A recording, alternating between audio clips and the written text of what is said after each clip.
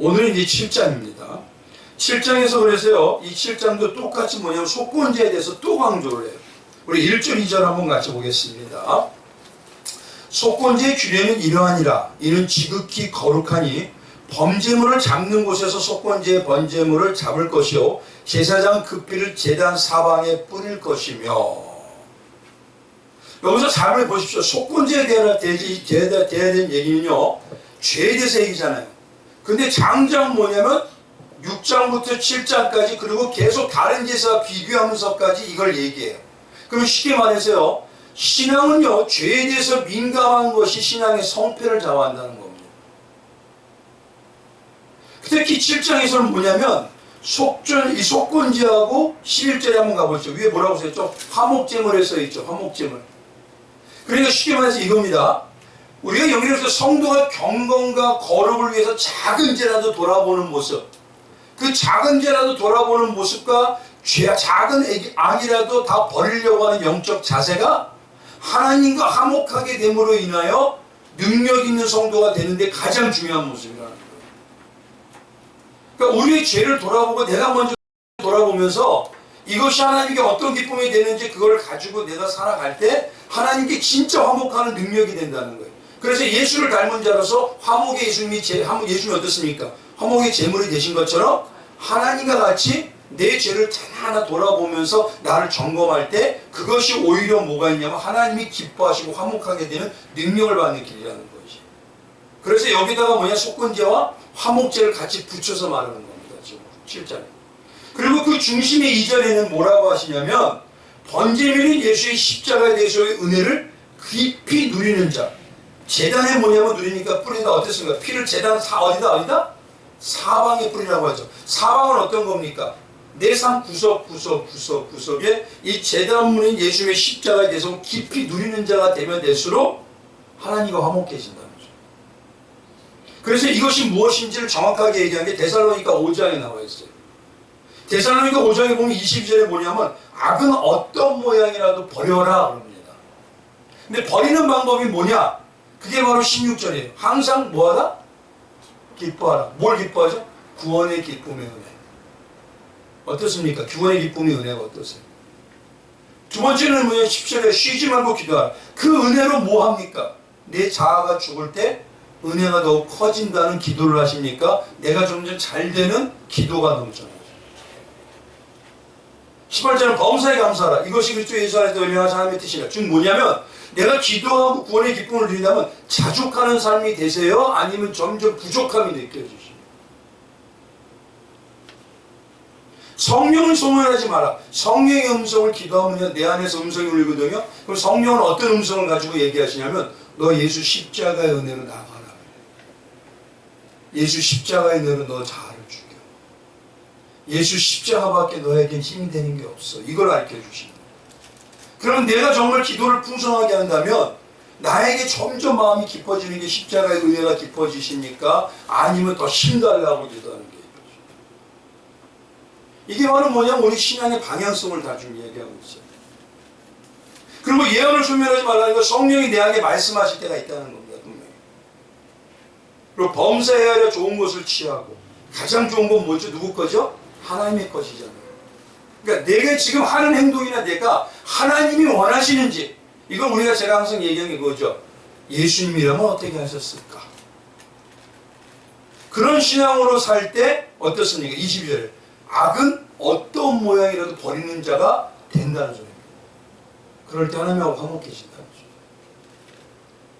그게 바로 경건과 거룩의 연습이라고 디모데전서 4장에 얘기하고 있어요. 그래서 속건제는 말씀드린 대로요, 하나님과 신앙과 예배와 이웃 간의, 즉 뭐냐면 예배자의 삶의 관계에서 작은 부지간의 죄라도 손해를 입혔을 때 드리는 제사예요. 그러니까 내가 혹시라도 이것 때문에 저분에게 마음에 상처를 주진 않았나, 이거를 정말 중요하게 끼어 있어야 된다는 거죠. 근데 지금까지 말씀을 보십시오. 구약의 제사를 말할 때 성도들이 가장 많이 알고 있는 게 뭐냐? 번제잖아요. 우리가 구약을 제사를 얘기할 때 번제를 많이 알아요. 근데요, 그만큼 번제만큼 지금 우리에게 계속 얘기하는 건 뭐냐면 죄에 대한 속죄제, 속건제예요. 그만큼 뭐냐면 죄에 민감한 게 번제를 만큼 온전히 예수의 은혜로 사는 것에 직결된다는 것입니다. 그래서 성도는 항상 깨닫지 못하는 순간에 내가 육의 중심이 되어가고 있지는 않은지, 또 세상 중심이 되어가고 있지는 않은지, 아니면 내 자아가 중심이 되어서 판단하고 신앙의 경중을 따지고 있지는 않은지, 이거를 위한 날마다 점검해요. 그러니 지금 다른 데 신경 쓸 게 없어요. 그리고 저 같은 경우는 뭐냐면 제가 그러는 것처럼 우리 성도님들은 어떤가? 우리 성도님들 한 사람 한 삶이 어떤가? 이것 때문에 기도를 안 할 수가 없는 거예요. 그만큼요 작은 구멍이 땜이요 작은 누를 것 같은 죄가 성도를 온몸을 병들게 한다는 거예요. 땜을 무너뜨려요. 그게 바로 고린도전서 5장 6절이죠. 특히요 성경은요 우리에게 이 세 가지의 죄의 누룩을 조심하라고 해요. 뭘 합니까? 세상적인 세상의 뭐? 자랑, 또 육신의 이생의 자랑, 네. 또 삶의 네. 눈의 자랑. 쉽게 말해서 이겁니다. 다 뭐가 있죠 중간에 끝에? 욕심. 이생의 자랑, 세상의 자랑, 뭐 다 자랑이잖아요. 그러니까 내가 지금 자랑이 어떤 걸 하고 있는 걸 보면 돼요. 내 자랑이 예수입니까? 내 자랑이 세상입니까? 그럼 세상의 작은 나의 누룩의 자랑이 나를 다 지배해요. 요걸 가지고 분별하시는 겁니다. 그래서 예수 위에 다른 것 자랑하면요 점점 세상으로 서서히 빠져가는 게 증세가 보입니다. 그래서 어떤 분들은요 난 예수님만 하는데요 점점 일이 바쁘면 거기로 빠져가면서 난 안 변했어요 안 변했어요. 제가 그걸 다 봅니다. 근데도 여전히 나중에는 세상의 삶에 다 집중해요. 제가 제일 뭐냐면 사업도 했을 때 어떤 일이 있었냐면요 사람들이 사업을 하니까 한땀 거예요. 삼윤씨 한잔해. 아니 혓바닥만 딱 댔다 뛰어. 이거 되게 미혹심합니다. 밥만 먹을 때 되면 몇마다 이 얘기를 해요. 근데 하도 그러니까 어떤 때는 그거 괜찮게 있지 않지만 그 뒤에 내가 그래서 제가 안 한 이유가 아니 어느 장로님도 하고 제가 아는 어느 목사님도 하는데 그게 바둑 뛰어들어가고요. 그러니까 이 나쁜 놈들은 그렇게 해서 사람의 죄의 누룩으로 다 변질시켰다는 거 아니에요. 그러니까 죄는요 깊이 뭐 크게 들어오지 않습니다. 말씀보다 TV는 나의 목자신이 들어와요.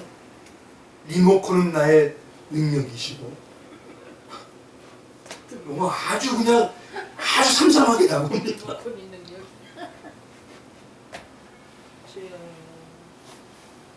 특히 2절에 가보면요 뭐라고 하냐면 번제물을 잡는 곳에서 속건제의 번제물을 잡으라고 얘기해요.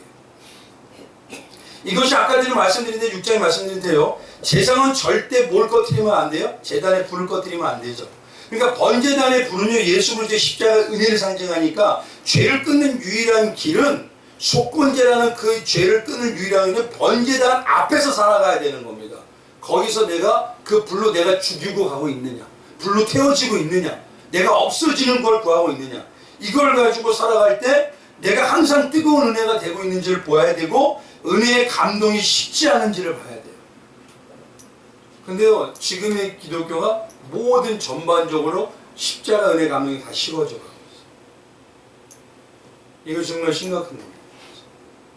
그래서 올바른 제사의 시작은 뭐냐? 항상 자기가 먼저 얼마나 큰 죄인지를 의식하면서 시작돼요. 그렇게 되는 그 마음이 회개의 마음을 불러일으키고 은혜의 보장이 제단 앞으로 달려가게 합니다. 3절에서 10절까지는요 이제 또다시 제사장이 해야 될 부분에 대해서 강조하셔요. 6장에서도 그렇게 제사장이 해야 될 부분에 강조하셨죠. 근데 여기서 잊지 말아야 될 건 구약시대는 제사장이면 지금은 어떤 제사장? 만인 제사장입니다. 그러니까 목자뿐만 아니라 성도들도 전체도 이 마음의 가짐을 가지고 살아야 된다는 것입니다. 그래서 누구든지 이런 영적 자세가 돼야 되는 거예요. 첫 번째 3절부터 보면 첫 번째 뭐냐? 3절에요. 제사장인 성도는 반드시요 자기 안에 있는 죄악된 요소를 떼어내야 돼요. 그래서 3절에 뭐냐면 기름은 모두 들이댔고 그 기름진 꼬리와 내장에 덮인 기름과 두 콩밥과 그 위와 모에 가래등이 콩밥과 함께 뭐하라? 떼어내라 이 소리 하고 있어요. 제사장은 먼저 그래서 자기 안의 죄악을 말씀으로 떼어내기 힘써야 되는 것입니다. 오직 하나님의 말씀으로만 내 생각과 뜻과 모든 것을 감찰하시고 그것을 도려내실 수가 있기 때문에. 그러니 먼저 신앙으로 살 때요, 내가 지금 말씀을 가까이 하나를 보십시오. 말씀을 100도 가고 200도 가고 그런 게 아닙니다. 읽는 거는 줄줄줄줄 많이 이게 아닙니다. 그걸 곱씹어 가면서 그 말씀을 내가 묵상하면서 하루 생각할 때 한 구절이라도 그렇게 되는 게 그게 말씀을 먹고 있는 거예요.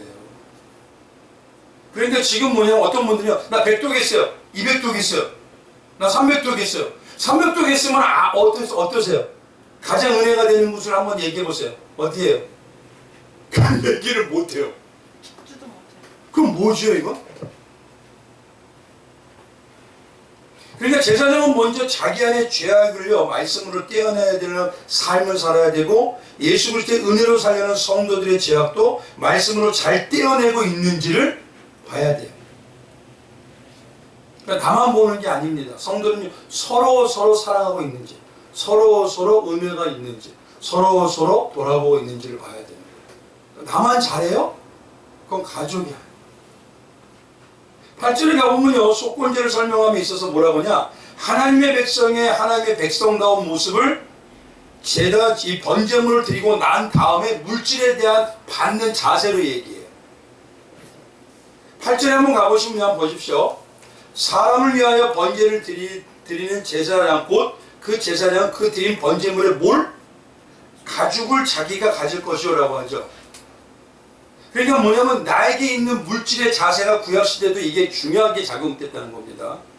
가죽이라는 것은 예배와 예배자의 삶을 온전히 드리면 하나님 앞에서는 분명히 영과 육의 축복을 받게 되어 있습니다. 그럼 반드시 이루어집니다. 예배가 온전하게 예수와 하나 되면요, 받지 말래도 받아요. 그게 예배자의 삶입니다. 근데 구약시대는요, 인간의 물질의 욕심과 탐욕을 어떻게 다스려야 되는 것이 그건 거룩과 성결과 직결되어 버렸어요. 한번 잘 보십시오. 거룩을 얘기하고 다양한 예배와 기도와 많은 모임을 우리가 얘기하는 게 한국 교회입니다. 근데 이 모임을 가지고 있는 이유가 거룩과 성결하기 위한 거예요. 그리고 어느 때보다 한국은 어느 나라보다 헌신과 봉사는 많습니다. 근데 문제는 한국의 성도들이 물질에서 신앙이 넘어져요. 대부분이 넘어져요, 여기서부터. 근데 성경에서 분명히 해라는데 마태복음 6장 24절에 뭐라고 하냐, 한 사람이 두 주인을 섬기지 못할지니 그것이니 곧 이를 위하고 저를 사랑하거나 혹 이를 중히 여기고 저를 경히 여김이라. 너희가 하나님과 재물을 겸하여 섬기지 못하니라. 섬긴다는 건 경배하고 추구한다는 겁니다. 근데 하나님과 재물을 동등하게 비교해요. 그럼 결국 물질이 하나님보다 신이 되는 자들이 있더라는 소리입니다. 그러니까 구약에도 마찬가지였어요. 특히 세상이 물질이라는 신을 위해서 참신인 하나님의 신앙도 이용합니다. 그 중에 대표적인 게 예수님 당시에 누가 있죠? 성전 청결 사건 때 제사를 가지고 누가 이용했어요? 제사장과 사두개인들이 이용했죠.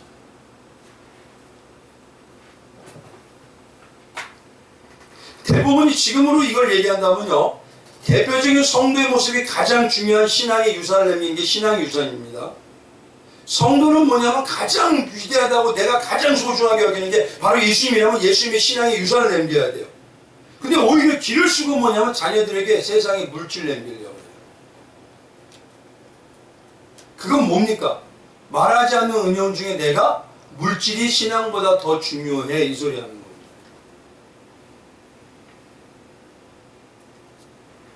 그래서 이 8절하고 10절 이하에는요, 물질에 대해서 제사장에 대한 목에 대해서 얘기해요. 제사장이 가져가는 거. 그것이 8절에 8절에 얘기하는 게 가죽을 제사장이 가져가라 하죠. 근데 당시에는요, 이렇게 할게요. 가죽은요, 고급 재료입니다. 가죽 고급 재료입니다. 그 중에서도 흠이 없고 구멍 뚫리지 않은 재료는요, 그건 진짜 중요한 거예요. 왜냐하면 제사 드릴 때 구멍 뚫린 거 안 드리잖아요. 그러면 가장 좋은 거 드리죠. 그러니까 그 제사 드린 가죽을 가져가는 건 제사장이 정말 고급 재료를 조국 옷 재료, 내가 옷을 해볼 수 있는 내가 다른 거 다양할 수 있는 그 재료를 제사장이 주라는 소리예요. 또 19절에서 뭐라고 하냐면 화덕이나 철판에 구운 소재물을 제사장에게 돌아간다 그래요. 근데 이걸 잘 보셔야 됩니다. 이게 중요한 게 이게 이렇게 보면요 잘못하면 하나님이 제사장만 위해 주나? 아 제사장만 복 받아야 돼? 그리고 10절에는 뭐라고 하냐면 꿀 섞은 거. 꿀 섞은 것은 당시에 뭐냐 꿀 섞은 거 가장 맛있는 겁니다. 그리고 마른 것. 왜 마른 것을 먹으라고 할까요? 주라고 할까요? 마른 건 뭐냐면 저장이 용이한 거예요. 광야 지방에서는 저장이 오래 잘 돼야 되거든요. 그래야지 그걸 쌓을 수가 있는 거예요. 그러니 이렇게 봐보시죠. 당시 가죽은 옷을 입히는 고급 재료죠. 화덕이나 철판에 그 광야에서 구운다는 건 어떻습니까? 그거는 뭐냐? 고급 양식이에요. 그럼 하나님께서 왜 제사장에게 이렇게 좋은 꿀 섞은 과자나 마른 것이나 가죽이나 또 아니면 화덕이나 철판이 고운 식재료를 주라고 할까? 왜? 얼핏 보면 하나님께서 제사장을 편한 것 같지만요. 이건 그게 아니라 제사장이라고 하는 목자의 신앙이 잘못하면 교회 전체를 다 변질시키기 때문에 그렇습니다. 예전에 제가 사역할 때요. 항상 듣던 말이 뭐였냐면 사역자는 고생을 많이 해봐야 돼 이 소리였어요. 그러면서 어떤 중직이 뭐라 하냐면 사역자와 목자는 자동차도 오래된 거 타야 되고 낡은 녹슨 것을 타야 되고 옷도 허름한 걸 입어야 돼. 그래야 신령하게 보여. 아마 들어보셨을 거예요. 돈을 몰라야 되기 때문에 물질의 고생도 빡세게 해봐야 돼. 저는 어마어마하게 들었어요, 이 얘기를. 그런 힘든 삶을 당연하게 여기야 뭐 말로는 뒤에 가서 이겨낼 수 있어. 그래서 정말 사례비를 받는데요. 당시 최저 사례비가 6, 70만 원이었어요. 그래서 저는요 25만 원 받았어요. 중간중간에 제가 하청을 해가지고 생계를 했어요. 여기서 중요한 게 뭐냐면요. 하나님께서는 왜 제사장에게 가죽이나 고급 식재료나 아니면 꿀 섞은 과자 같은 걸 주라고 하신지 그 이유를 알아야 돼요. 사역자는요 물질을 몰라야 됩니다. 근데 인간은 죄인이죠. 그럼 죄인으로서 가장 하나님과 비교하는 게 뭐라고요? 물질이잖아요. 그럼 세상의 욕망과 물질의 욕망, 욕심은요 끊임이 없습니다. 근데 만약에 물질의 욕심을 목자가 낸다면 돈의 욕망을 가지고 움직인다면 그 돈을 더 많이 하기 위해서 세상에 예수님이 아니라 세상에 복받아라 라는 걸 많이 강조한다면 그 영향은 누구한테 가요? 교회 전체에게 움직여요. 그래서 뭐냐면 사역자도 사람이고 가족과 자녀가 있고요. 어떤 모습이 돼서 처음에는 신실하기 시작할지 모르지만 어느 정도 되면은요 마음에서 보상심리가 와요. 내가 옛날에 이렇게 어렵게 살았는데 이제 좀 찾지 뭐. 그래서 그 모습이요 나타나는 게 물질 추구로 나타나요. 한국의 교회 성도 목자들이 가장 많이 어려워지고 타락한 게 바로 물질이에요. 그래서 하나님은 뭐냐면 제사장이 그만큼 영향력이 크기 때문에 제사장들에게 물질이나 권력에 변질되지 않도록 할 수만 있으면 변질되지 않은 범위까지 충분하게 주라는 거예요. 그래야지 다른 데로는 안 돌리니까. 벌써 하나님이 구약 때 제사 때부터 아주 정확하게 얘기하셨어요. 그래서 물론 모든 제가 봤을 때 우리 선배들도 보면 개척교회 할 때는요 그렇게 하기가 어려워요. 그런데 교회가 재정적으로 자립하고 물질이 풍성해지면요 어느 때부터인가 제사장의 마음이 예수보다 제가 많이 들었던 게요 중직들한테 뭐냐면 목사님 돈 설교 좀 해요. 돈. 저 많이 들었습니다. 헌금 설교 좀 해요, 제발. 그때도 똑같았어요. 헌금은 자원하는 걸로 하는 겁니다. 하나님이 주신 마음이 기쁨이 있으면 하겠죠. 왜 목사 보고 자꾸 세상 눈 돌리라고 얘기하세요?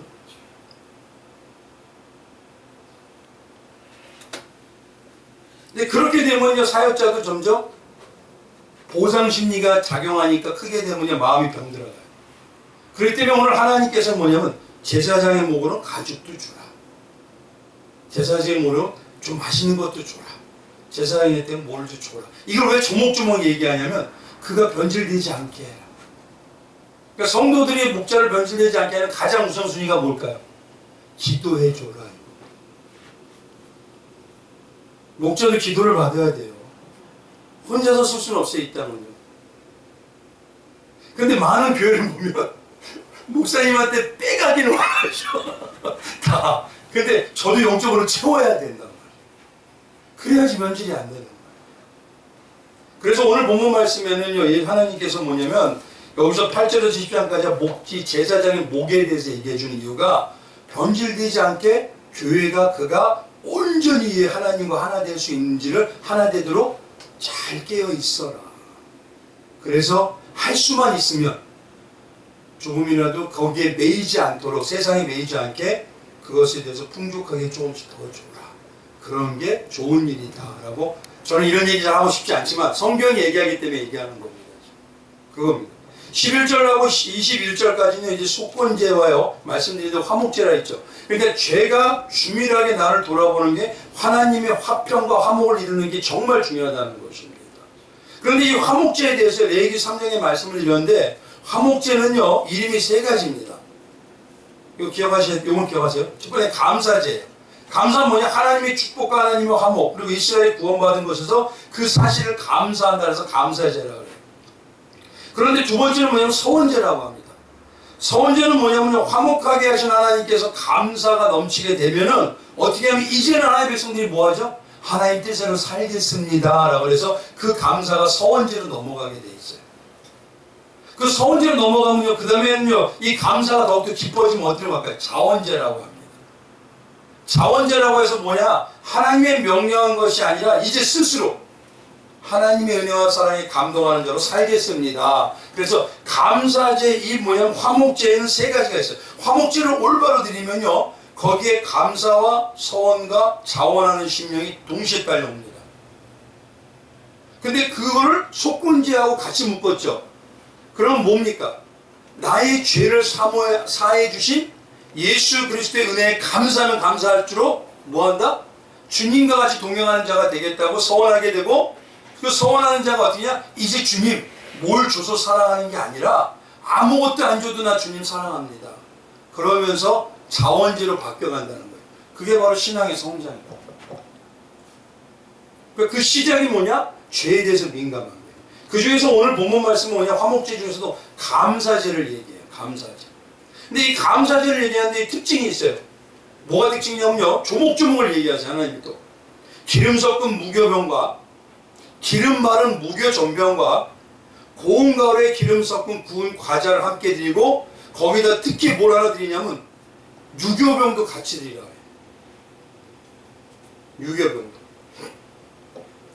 여기서 우리가 알아야 될 게 무교병과 유교병을 구분하는 기준이 뭡니까? 누룩이죠. 누룩은 영적으로 뭐죠? 죄잖아요. 근데 내가 무교병도 드리고 유교병도 드리라. 이게 뭐예요 도대체? 감사해. 하나님한테 감사하기 위해서 무교병도 드리고 유교병도 드려야 된다는 이 의미는 뭐냐면요, 내가 유교병과 같이 죄로 죽을 수밖에 없던 나를 아무 잘한 것도 없는데 하나님이 성결하게 무교병으로 만들어 주셨어요. 그래서 그 살려주신 은혜가 감사해서 나의 삶을 완전히 구워서 하나님이 기뻐하는 제물로 드린다는 게 바로 기름이 구운 섞은 과자 은혜입니다. 그러니까 내 은혜가 뭐냐면 이 은혜를 잊으면 안 돼요. 나는 죄인이었던 자를 죄가 없는 자라고 해주셨어요. 그래서 이제는 주님과 함께 앞에 나의 모든 걸 다 태워서 주님 앞에 드리는 아주 기름 섞은 구운 과자처럼 드리기 원합니다. 이게 바로 뭐냐면 이 감사제에서 화목제 중에서 감사의 화목제를 얘기하는 거예요. 그래서 여기서 중요한 게요. 14절에 한번 가보십시오. 화목제물을 드리는데 뭐라고 하냐. 14절에 이렇게 얘기해요. 그 전체 제물 중에서 하나씩 여호와께 거제로 드리고 그것을 화목제의 피를 뿌린 제사장들에게로 돌릴지니라. 누구에게 돌려요? 제사장들에게로 돌리라고 합니다. 첫 번째는 뭐냐면 14절에 그랬어요. 피 뿌리는 기독교 신앙은요, 예수의 전적인 주권에 의해서 죄인인 유교병과 같은 우리를 예수님께서 자기 생명으로 살려주시고 죄가 없다는 무경모를 만들어준 그 은혜에 감사하지만, 진정으로 감사가 나오는 이 성도는 어떤 거냐면, 우리가 하나님이 섭리에 대해서 하나님과 교제하는 대상이 되고 하나님께서 제사드리는 백성이 되었지만 이제 나도 지금도 여전히 죄성이 있는 죄인이라는 걸 잊지 않는 자가 되어야 된다. 그래서 무교병이라는 건 뭐냐면 죄가 없는 장성한 자죠. 무교전병이라는 건 뭐냐면 이제 발라내는 거예요, 기름을. 그러니까 쉽게 뭐냐, 자아를 서서히 죽여가는 자를 얘기하는 겁니다. 그리고 고운가루로 만들었다는 건요, 내 자아가 다 죽어가는 하나님께 드리는 제물이 됐다는 거고. 근데 유교병은요, 여전히 자기 중심적인 성도의 은혜를 생각해요. 그러니까 이 모든 건 뭐냐, 핵심은 딱 하나예요. 예수의 은혜를 생각하고 있느냐, 요 소리예요. 예수의 그 은혜 지금도 살고 있느냐. 그래서 화목제물에 감사를 드릴 때 거제로 드리라는 건 이겁니다. 거제는 뭐냐, 제사 중에서 이렇게 들어서 흔들어요. 이건 뭐죠? 이 거제는 이게 뭘까요? 나는 이거밖에 없어요. 무슨 말인지 아시겠죠? 그냥 화목제를 먼저 해드리는 게, 나는 이거밖에 없어요. 이 소리는 이 은혜밖에 없습니다. 이 소리는 이 은혜가 나를 죄인으로서 죄가 없는 자로 만들어 주셨고, 나의 삶을 완전히 변화시켜서 하나님한테 나를 다 없애뜨리고 구원과 자처럼 주님이 기뻐하는 자로 만들어 주셨어요. 그래서 거제라는 게 뭐냐? 난 이거밖에 없습니다. 흔드는 거예요.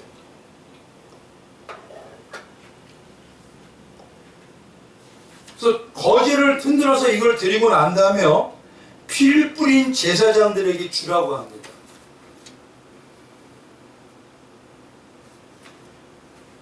피를 뿌린 제사장은 누굴까요? 예수님밖에 없잖아요. 그러니까 우리가 예수님을 흔들어서 흔드는 이 마음속에 뭐가 있어야 되느냐? 영원한 제사장이 그 예수님의 은혜가 아니면 난 살 수 없었던 자입니다. 감사한 마음이 들어있어야 된다는 거예요. 그 마음속에 있어야 그분을 진짜 자랑하는 거예요. 예수 아무리 떠들고요, 어떤 교회니까 예수 이거예요. 근데 그 마음에 은혜와 감사가 없으면 이거 아무리 떠들어도 소용이 없어요. 두 번째는요, 무교병과 유교병의 차이를 여기서 이제 얘기해 드리는 거예요. 무교병과 유교병의 차이는 누룩 때문입니다. 누룩은요, 부풀리는 성질이 있어요. 근데 부풀리는 성질이요, 자기 자랑이나 자기 의를 눕히는 부풀림이 있어야 돼요, 안 돼요? 그건 안 되죠. 근데 대신 예수님을 향한 감사함의 부풀림은 어떻게 될까요? 그럼 교회의 은혜와 기쁨의 확신이 넘쳐나는 거예요. 근데 두 개죠. 나는 죄인인 유교병을 무교병으로 만들어 주셨습니다. 이게 날마다 우리에게 나오는 게 바로 하나님을 높이고 자랑하는 거예요. 그래서 바울이 얘기했던 신앙 중에 뭐가 있죠? 나는 죄인 중에 괴수와 같습니다. 나를 죽이는 십자가 외에는 자랑할 것이 없습니다.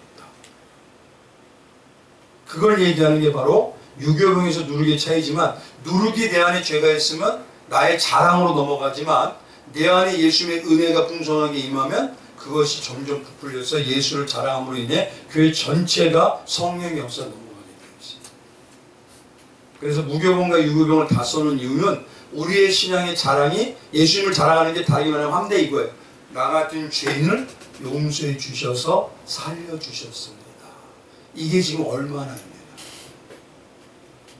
22절부터 이제 36절까지는요, 크게 두 가지를 강조합니다. 뭐냐, 첫 번째가 이제 거의 끝으로 왔는데요, 기름과 피를 먹지 말라는 규례를 얘기해요. 그리고 두 번째 28절 이하는요, 제사장의 분깃에 대한 규정을 또 자랑합니다. 또 규정을 얘기하고 계십니다. 그래서 첫 번째 보면요, 성도와 하나님께서는 기름과 피를 먹지 말라는 규례에 대해서 말씀하시는데, 기름에 대한 핵심을 말할 때 23절에는 소나 양이나 염소의 기름이라고 얘기해요. 근데 소나 양이나 염소는 뭐죠? 제사 드리는 제물이죠. 그리고 24절에는 뭐냐? 스스로 죽은 것의 기름이라고 얘기합니다. 그렇게 말하면서 화제인 번제와 같이 살면 절대 그 기름을 먹지 말라라고 그래요. 잘 보십시오. 소나 양이나 염소의 기름이라는 건 제사 드리는 거잖아요. 근데 제사 드리는데 뭐냐면 여기다가요 스스로 죽은 것을 얹어서 제사 드리는 게 있어요. 죽은 소, 죽은 양, 죽은 염소. 이게 무슨 말이냐면 소나 양이나 염소는 누구를 드리는 거예요? 나잖아요. 근데 가인처럼 뭐냐면 나를 드리지 않고 뭘 드려요? 무슨 말씀인지 아시겠죠? 제사를 하나님께 드리는데 죽은 것을 드려요. 세상 것을. 그것만 드리면 된다고 생각해요. 그래서 이거에 대해 신앙이 뭐냐? 대가 신앙이. 나 이거 세상 거 드렸으니까 신앙의 헌금이라는 것은 중요한 건 뭐냐면 나를 드리는 겁니다. 내가 거기에 빠져버리면 이건 헌금이 아니 돈이에요. 그냥. 내가 없으면 그건 헌신이 아니에요. 그건요 그냥 뭐냐면 취미생활한 겁니다. 그러니까 중요한 건 24절에 소나 양이나 염소의 기름이라고 얘기하지만 거기 24절에 스스로 죽은 기름이라고 얘기하면서 절대 그거를 먹지 말라고 해요. 그럼 한번 보십시오. 스스로 죽었다는 건 시체라는 거잖아요.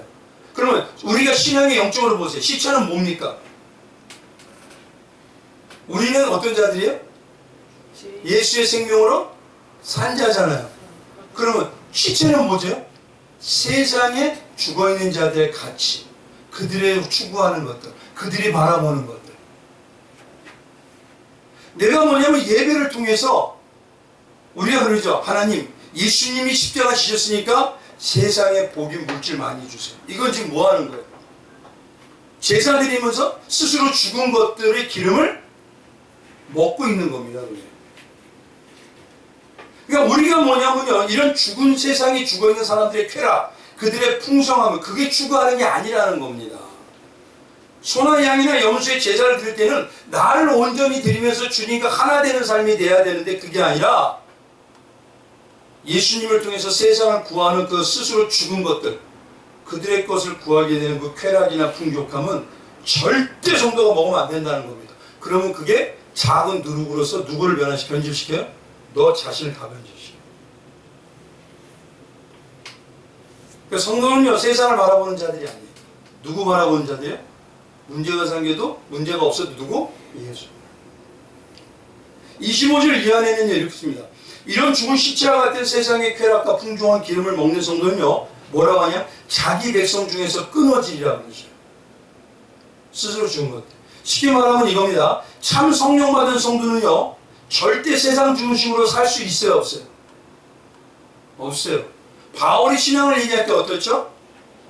나가 죽는 걸 자랑하고 나를 죽이는 십자가 자랑하고 내가 날마다 죄인과 관심을 갖고 나의 삶 속에서 세상 것은 배설물이라고 또 뭡니까?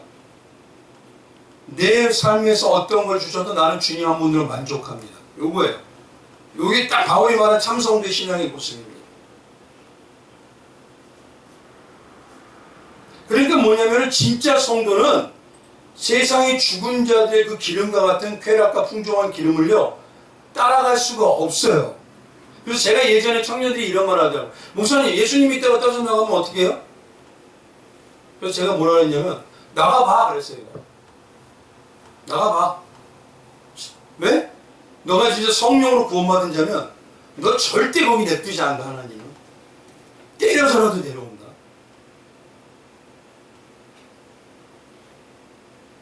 하나님의 사람은요 세상 것을 추구하는 자로 갈 수가 없어요. 내 안에 성령이 그걸 냅두질 않아요. 그래서 우리는요 세상을 어떻게 그냥 나는 죽은 자로 자꾸 드러나게 되고 세상은 배설물로 여겨요. 그리고 어떠한 삶이라도 난 예수님만 있으면 만족합니다. 이걸로 바뀌어가요. 근데 이게 아닌 모습이 나타나는 건 지금 스스로 죽은 것들을 쫓아가는 쾌락을 쫓아가는 거예요. 그게 바로 뭐냐면 신앙을 통해서 세상 복달하는 거예요. 그건 절대 먹으면 안 된다. 28절에는요 이제 이 분기세 제사장의 분기세에 대해서만 말씀합니다. 중요한 것만 지금 말씀드리고 넘어가는 거예요.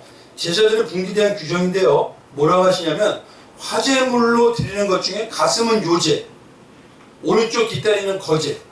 그리고 제사장은 그 오른쪽 뒷다리를 자기 것으로 받는데 이것이 영원한 규례하느냐 그래요. 그러면서 34절 한번 가보시죠. 이제 34절에 한번 가보시면 뭐라고 하시냐. 이 말씀이 좀 중요해요. 한번 같이 읽어보겠습니다. 시작.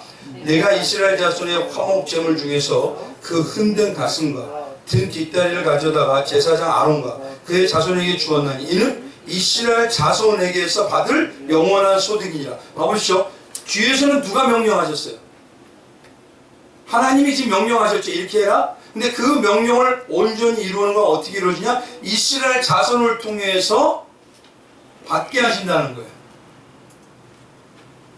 그러니까 제사장은 뭐냐면 이스라엘 자손을 통해서 받는데요. 이게 무슨 말씀이냐면 하나님은요, 주는 것은 하나님이 계획하시고 하나님 명령하고 하나님이 함께 하신 건 하나님이 뒤에서 조성하시지만 우리 안에서 우리의 삶도 다 조성하고 계셔야죠.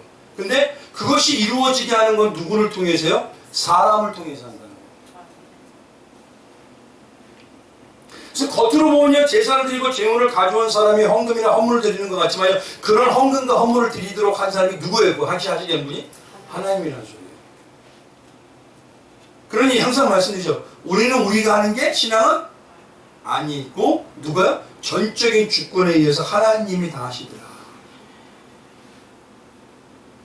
속죄제를 넘어감으로 인해서 화목제가 되면 화목제물이 하나가 되는 하나님과 화목하게 되는 그 마지막 모습이 뭐냐? 나는 아무것도 한 게 없습니다. 다 하나님이 하셨어요. 근데 여전히 뭐냐면요, 하나님이 하셨다고 하는 이 모든 것 우리 사람을 통해서 역사하여 주시고 뒤에서 하나님 조성하셨다고 하는데 마태복음 7장에 가보면요, 하나님이 한 게 아니고 예수가 한 게 아니라 자기가 한 것처럼 드러내는 자들이 있어요.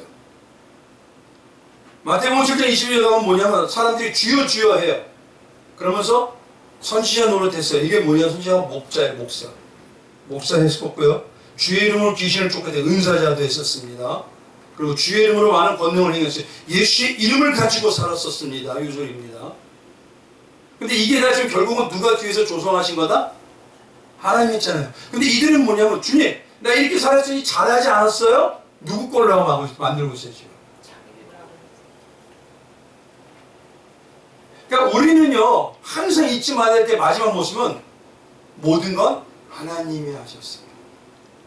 나는 드러낼 게 아무것도 없어요. 이것이 우리 가운데 성도들을요 더 장성하고 더 크고 더 능력 있게 만듭니다.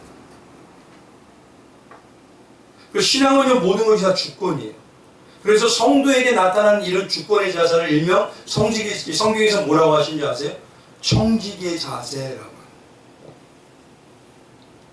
한번 여쭤볼게요. 내 거를 하나님 드립니까? 하나님 것을 하나님께 드리는 겁니다. 하나님 거. 우리 이름 정확하게 하셔야 돼요. 예수만 보이는 교회가 우리가 보이는 게 아닙니다. 그렇게 생각하시면 그거 잘못 알고 계시는 거예요.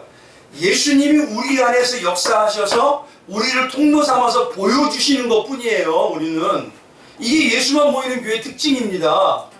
우리가 예수님을 보이고 살래요? 어떤 분은 그런다면 그거 잘못 알고 있는 거예요. 예수님이 예수님 자신을 보이시는 거예요. 우리는 하나님, 난 통로일 뿐이지 아무것도 한 게 없습니다. 근데 놀라운 건요, 이자가 되게 장성한 자예요. 한번 자녀들 중에 와보세요. 장성한 자가 뭐죠? 내가 벌어서 아버지 어머니 봉양할게 이럴까요? 아버지 어머니 키워줬잖아요. 그러니까 나는 은혜에 살고 지금 이렇게 해서 내가 하는 것 뿐이죠. 그 자녀가 장성한 자예요. 그래서 마지막에 뭐냐면 7장에 딱 속건제와 화목제로 해서 우리의 죄성을 민감하게 누리게 하나님께 화목하게 되는 방향이라고 하면서 이 화목제가 되는 마지막에 뭐다? 그 신앙의 고백이 모든 건 하나님이 하셨습니다. 우리 그런 자가 되시길 주님 이름으로 축원드리겠습니다. 하나님이 다 하신 거예요. 그러면 우리 은혜밖에 살 게 없어요. 은혜와 감사로 받기. 그래서 7장의 이 은혜가 우리 성도님들에게 온전히 임하시길 주님 이름으로 축원드리겠습니다. 기도하겠습니다. 존귀하신 하나님.